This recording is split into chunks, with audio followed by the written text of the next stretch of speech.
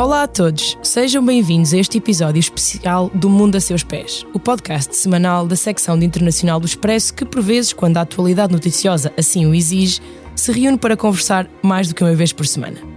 Hoje vamos discutir a China e a frenética atividade que o país tem vindo a desenvolver na frente diplomática da guerra da Ucrânia. Pequim garante que a intenção de todos estes esforços é garantir a rápida resolução desta guerra, que dura já há um ano, mas os sinais são contraditórios. O meu nome é Ana França, sou jornalista da secção de Internacional do Expresso e comigo para explicar melhor todas as iniciativas, planos estratégicos, discursos e conferências está a Raquel Vaz Pinto, investigadora do Instituto Português de Relações Internacionais da Universidade Nova de Lisboa, onde também é professora de Estudos Asiáticos. Olá. Olá, Ana.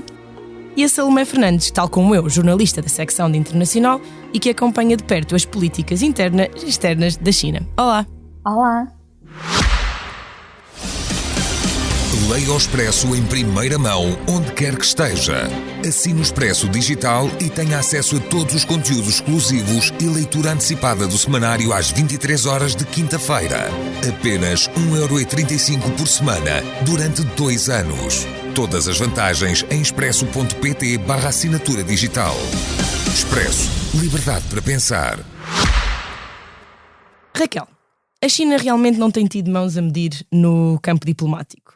Sem dúvida que a medida que mais falada foi a apresentação dos tão esperados 12 pontos para a paz, mas desde o início de fevereiro a China já recebeu o presidente iraniano, o presidente bielorrusso, além de ter enviado a Moscou um dos seus principais diplomatas, mas não só.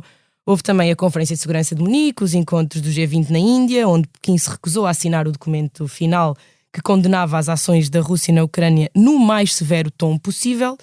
No fundo, nós até podíamos argumentar que esta guerra não tem nada a ver com a China se a China não quisesse. Podia ficar afastada como tantos países de outras latitudes têm escolhido simplesmente condenar, mas não fazer mais que isso. Mas a China não escolheu esse caminho, tem escolhido envolver-se. Afinal, o que é que a China quer? A China quer, em primeiro lugar, desempenhar, ocupar o seu espaço a nível internacional, ou seja, a mera apresentação desta proposta é em si mesmo uma prova de como esta China é uma protagonista a nível internacional. Em segundo lugar, o nome correto do documento diz-nos tudo. É a proposta, é a posição da China para a resolução política da crise da Ucrânia.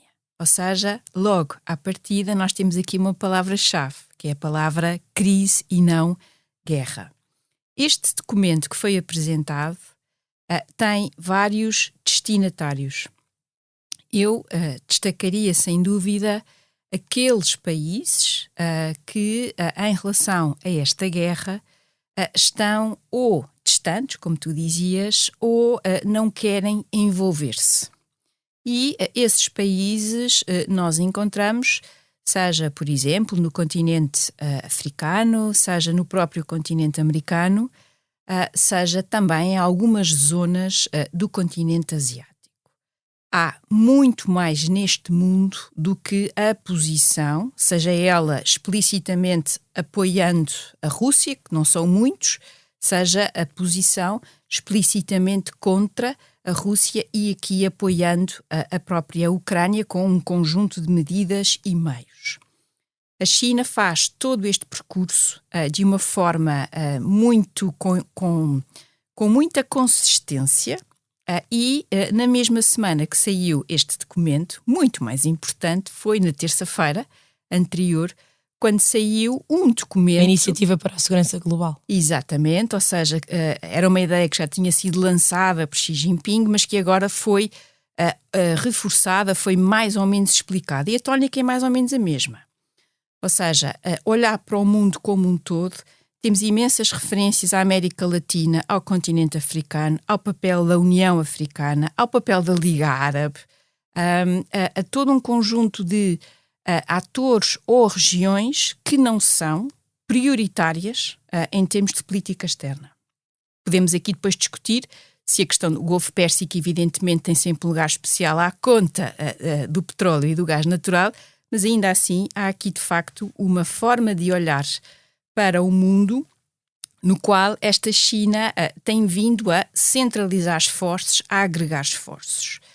E desse ponto de vista, parece-me que quer uma, quer outra, são dois documentos importantes, também pelas críticas, porque nós encontramos, aliás, nos dois documentos, uma crítica duríssima às sanções Sim. unilaterais, aliás, sem autorização do Conselho de Segurança, que introduz logo aqui um tema muito interessante, tendo em conta que a Rússia é também membro permanente desse mesmo Conselho, e, portanto, há aqui uma forma de chegar a todo esse mundo que o que quer é que a questão dos cereais, cujo fim do acordo termina agora dia 18 de março, e, portanto, há países para quem esta questão dos cereais para a alimentação da sua população é absolutamente determinante, ou países em relação aos quais há aqui também a preocupação em termos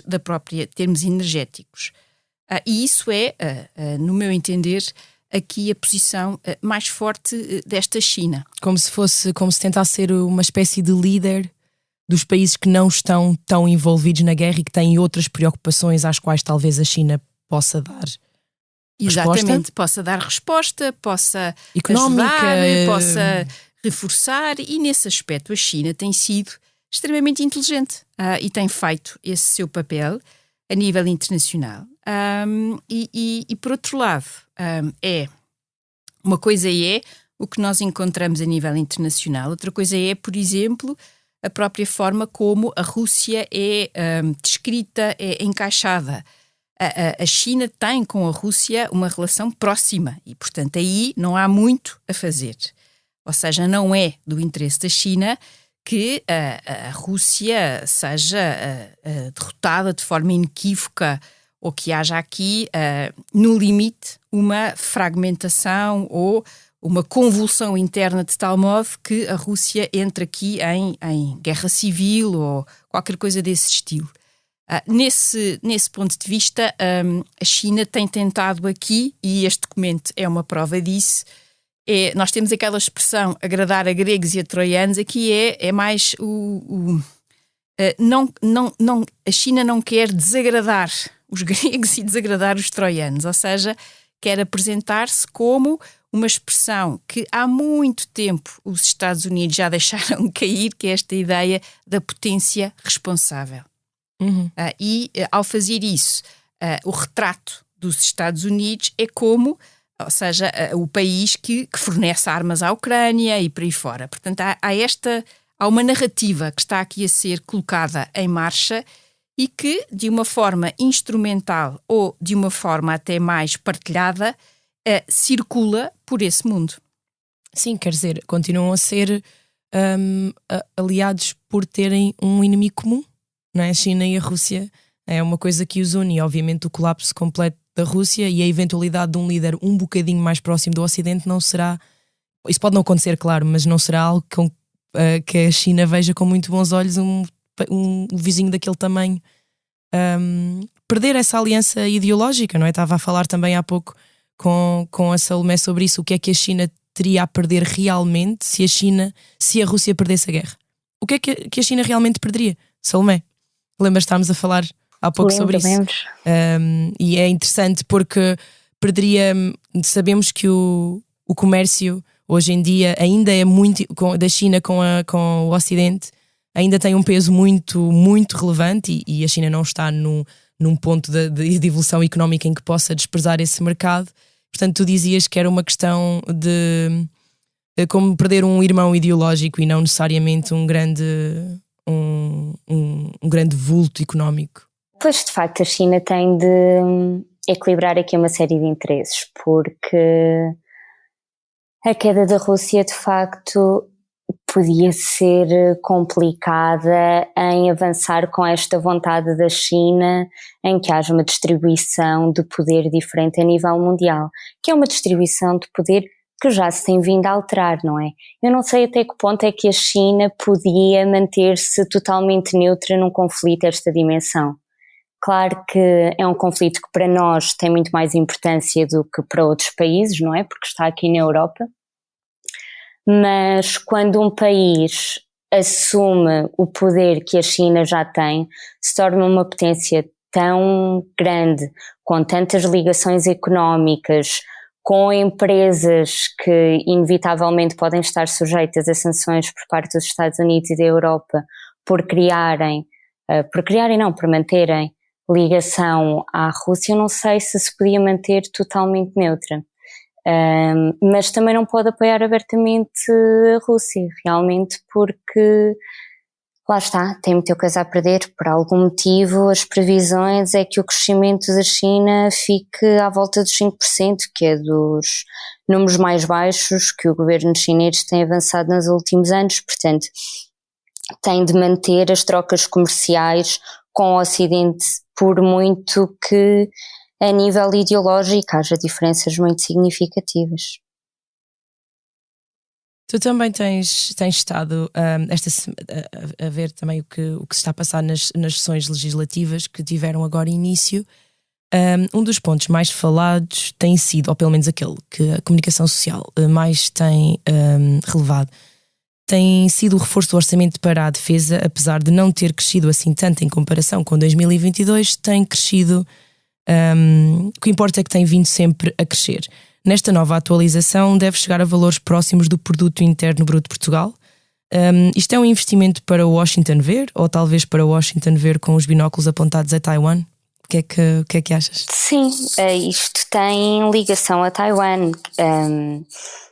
Como tu dizes, já houve aumentos anteriores das despesas militares da China. Aquilo que se espera para este ano é um aumento de 7,2%, isto está mais ou menos 210 mil milhões de euros, que para nós nos parece assim uma quantia muito difícil de imaginar.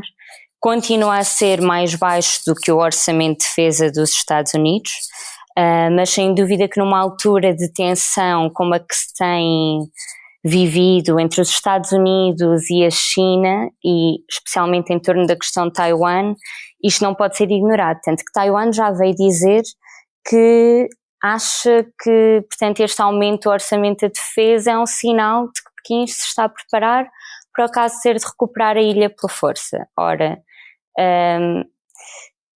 é difícil, é sempre difícil saber quais é que são as intenções da China, se planeia avançar militarmente ou não. O discurso não é esse, mas o discurso da China nem sempre condiz com as ações do país, mas definitivamente deve ser visto como um aviso em como querem o exército preparado para agir em caso de necessidade. Também me parece. Por outro lado, esta rivalidade entre a China e os Estados Unidos é uma rivalidade que já foi assumida há anos anteriores. Portanto, ela acaba aqui por, quer a pandemia, quer a própria guerra, têm ajudado ou reforçado essa perspectiva de divergência. E essa rivalidade tem aqui também sinais, não é diferentes, mas uma coisa é nós estarmos a olhar para a Europa e pensarmos no que está a acontecer na Ucrânia e pensarmos como a nossa principal tarefa a nível europeu é manter o nível de coesão, ou seja, manter esta capacidade liderada pela União Europeia de continuar a apoiar a Ucrânia nos seus vários domínios, e por outro lado a ação concreta, ou seja, outro aspecto que é a relação bilateral de alguns destes países com a República Popular da China. A China há bastante tempo que vai tentando encontrar neste continente europeu uma divergência, ou seja, por exemplo, o país que nós falamos mais é a Alemanha, ou seja, há setores económicos na Alemanha que estão fortemente relacionados com a China e não é apenas o setor automóvel, há outros, e a ideia aqui é tentar manter essa relação ao mesmo tempo que a própria China tenta fazer este exercício de equilibrismo. E isto não é nada fácil, mas a tendência de caminhos que se vão divergindo, por exemplo, a própria União Europeia, quando olhou para a China naquelas 3 características, sendo que uma delas seria esta ideia do rival sistémico, ou seja, regimes políticos diferentes, formas diferentes de entender a relação com o próprio cidadão. E nesse ponto, quando olhamos para a questão do Indo-Pacífico ou o território à volta desta China, temos desafios que são igualmente relevantes. Ou seja, eu diria que o desafio aí não é tanto na tónica mais normativa, embora Taiwan seja uma democracia liberal plena, ou mesmo como a Coreia do Sul, ou mesmo com o Japão, mas nós temos aqui um conjunto de conflitos territoriais, conflitos bastante, uns muito presentes, outros latentes, e em relação aos quais este aumento do orçamento de defesa, esta notícia, esta tónica na defesa por parte da China também tem como destinatário todo este conjunto de países. E o conjunto é bastante extenso, porque basta só pensarmos o que tem sido o conflito nos Himalaias entre a China e a Índia, basta pensarmos no conflito entre a China e vários países do Sudeste Asiático à volta de um conjunto de arquipélagos, ilhas, ilhotas, ilhéus e por aí fora, que é no Mar do Sul da China. E, portanto, há aqui, de facto, uma tónica mais militar ou mais de defesa para a qual este aviso... Agora, este aviso da China também tem um efeito, que é o de fazer com que estes países, através de uma aliança mais concreta ou através de uma relação com, por exemplo, o Quad, a ideia da junção de esforços entre os Estados Unidos, a Austrália, a Índia e o próprio Japão, de se precaverem e de, mais ainda, puxarem os Estados Unidos para esta conversa. E, portanto, eu diria que nesta parte do mundo, o que temos é um conjunto de pontos explosivos, se quisermos ser mais fortes, que são importantes e aos quais os Estados Unidos voltaram a estar e têm reforçado em termos de presença diplomática, económica, mas também do ponto de vista militar. E, portanto... Até porque os Estados Unidos, mesmo com esta guerra, já não é a primeira nem a segunda vez que altos representantes dos Estados Unidos continuam a eleger a China como principal inimigo, mesmo já depois da Rússia ter invadido a Ucrânia. Portanto, provavelmente no grande esquema das coisas é assim que é visto. Porque quando tu olhas para os documentos oficiais, a Rússia é sem dúvida e sobretudo com a guerra, uma ameaça, mas há uma diferença de grau. E era um bocadinho o que tu estavas a falar há pouco, é o alcance económico, o alcance global desta China. E repara como até este documento é Iniciativa de Segurança Global. Portanto, há uma lógica do mundo. Sim, a Rússia não tem. A visão que a China tem para impedir conflitos mundiais e para promover a paz no mundo.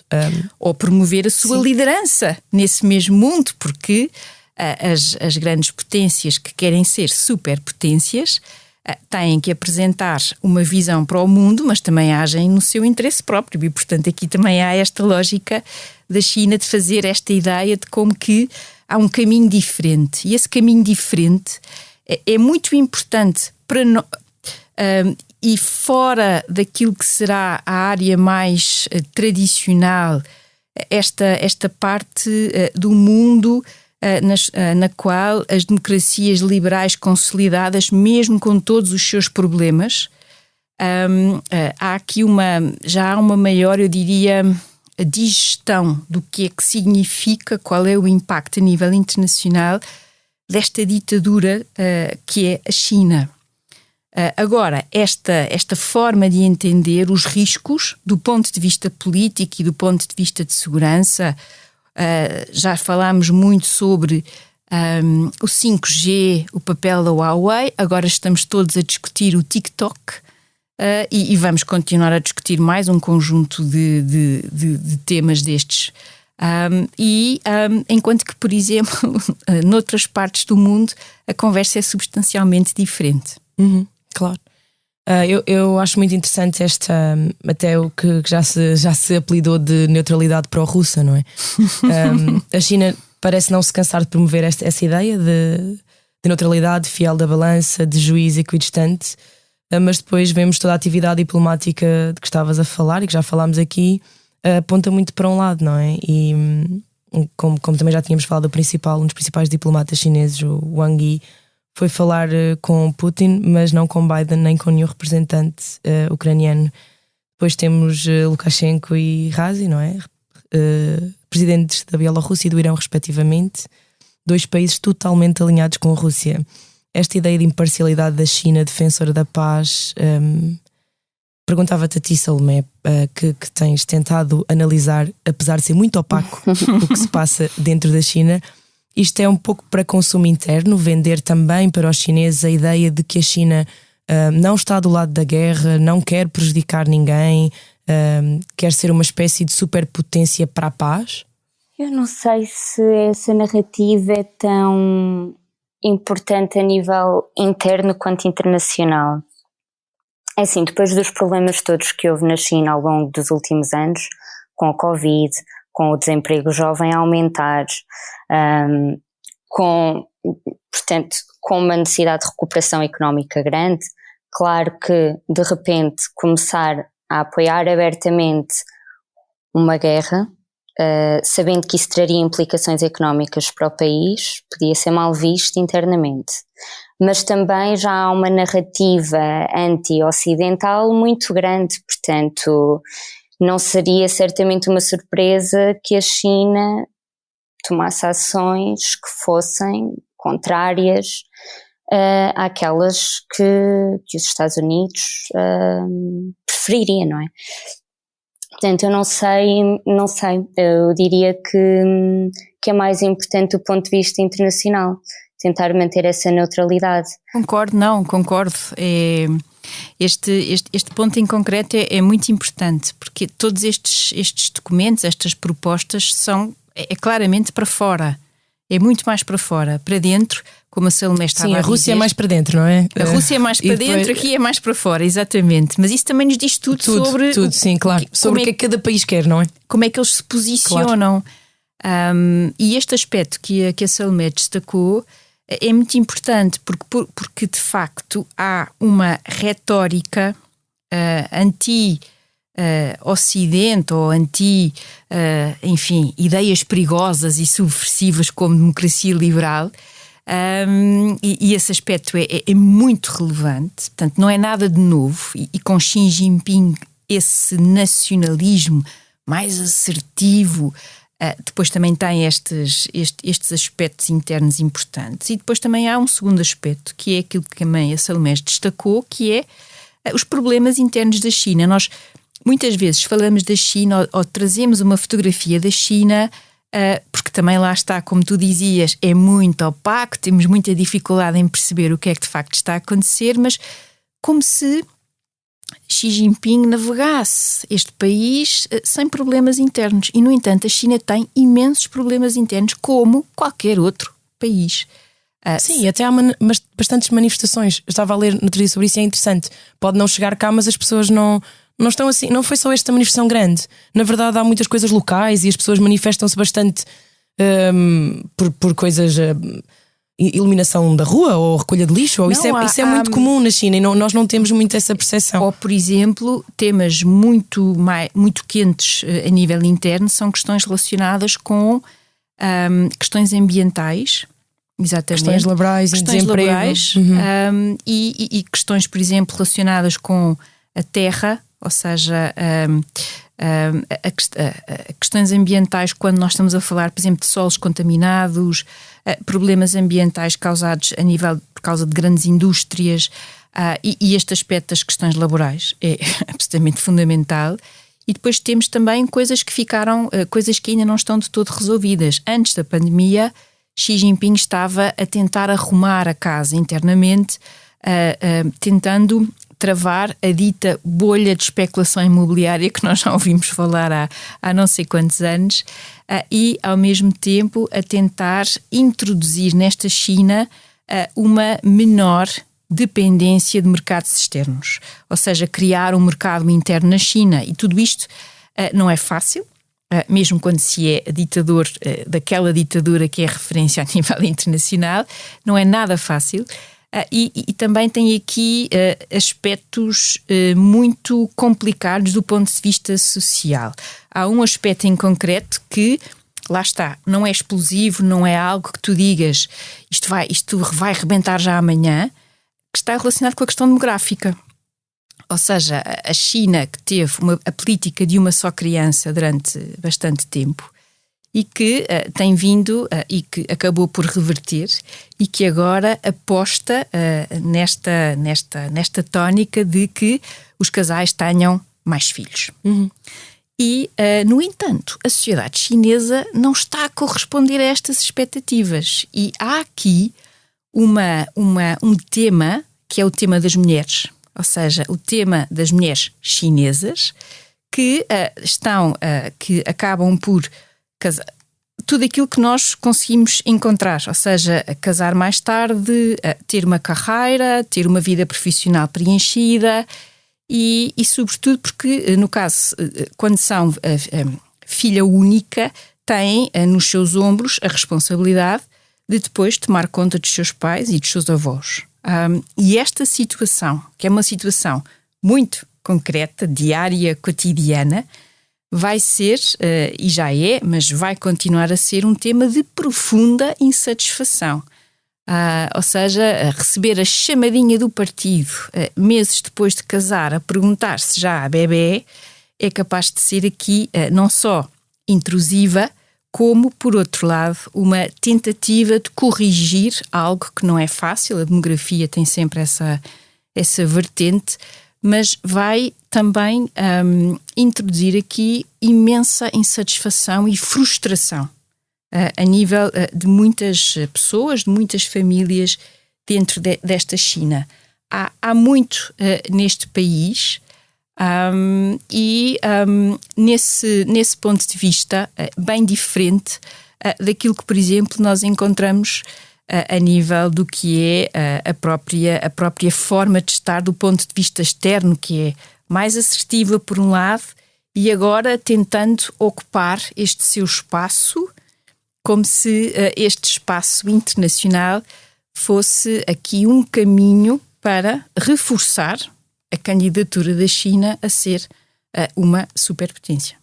Suplantar a Rússia, claro que não. Na verdade já ninguém pensa. Ana, isso já não é tema. Isso já não é tema. Para mim é uma das coisas mais evidentes desta guerra. Sim. Independentemente de como acabar e quando acabar. É a Rússia que está no campo de batalha, mas já ninguém pensa na Rússia como uma grande potência daquele lado. Não, porque caiu essa ideia, ruiu também. E a principal beneficiária dessa ideia é a própria China. Claro. Ou seja, acaba por ser uma espécie de um beco sem saída com Vladimir Putin no poder, porque quando esta guerra terminar, como, não sabemos, uma das consequências óbvias vai ser uma maior dependência face à China, ou seja, esta relação que já era assimétrica, que já era muito desigual, vai ser mais ainda. Porque um dos grandes... basta pensarmos a nível económico, não é? Ou seja, nós estamos a falar de um país, Rússia, para o qual qualquer flutuação no preço de alguns, seja do petróleo e do gás natural, é duro. Também podemos dizer que esta guerra, a Rússia tem vindo a encontrar opções. A Índia tem beneficiado imenso. E a China permite que a Rússia continue a vender, não é? E, portanto, a preços muito... Claro, mas isso é super muito vantajosos para a China. E para a Índia, que bem precisa. E tem imensa... A Índia é outro grande tema, não é? Que os Estados Unidos estão a tentar trazer, talvez para o lado ocidental, mas tem talvez resistido a ser empacotado, não é? De um lado ou do outro. Até na questão da guerra da Ucrânia também. É impossível empacotar a Índia. E esse é um dos aspectos mais, para mim, mais interessantes Sim. desta política externa de Narendra Modi. É tão mais interessante quanto problemático é as suas opções do ponto de vista interno. Exatamente. Mas sobre isso não falamos hoje. Não. Mas a nível externo, Narendra Modi tem apostado no reforço da relação com os Estados Unidos. Veja-se o papel da Índia no Quad, veja-se os exercícios conjuntos, veja-se um conjunto de aspectos que são importantes, porque em termos territoriais, em termos de relação difícil, a China tem uma relação difícil com a Índia e vice-versa. Há aqui espaço, mas por outro lado, esta Índia, que durante décadas teve um grande entusiasmo pelas ideias do não alinhamento, tem uma relação, ao longo dos tempos, muito positiva com Moscovo. Isso é difícil deixar cair. A Índia aqui até possa ser um país mais chave ou mais interessante para tentar fazer a ponte com Moscovo, porque a Índia, ao mesmo tempo, não é uma ameaça à própria Rússia. A China é, no sentido de esmagar a sua influência. Mas como mediador? Como mediador. Olha para a Ásia Central. Quem diria há um ano que países como o Cazaquistão estariam hoje ou a abster-se nas Nações Unidas ou a promover um conjunto de contactos diplomáticos, porque de facto esta agressão da Rússia lhes causa alguns problemas, ou seja, o Cazaquistão tem receio de que, quiçá, um dia lhe possa acontecer exatamente a mesma coisa, não é? Portanto, Pois também há isso, há o medo dos países que não par por ali.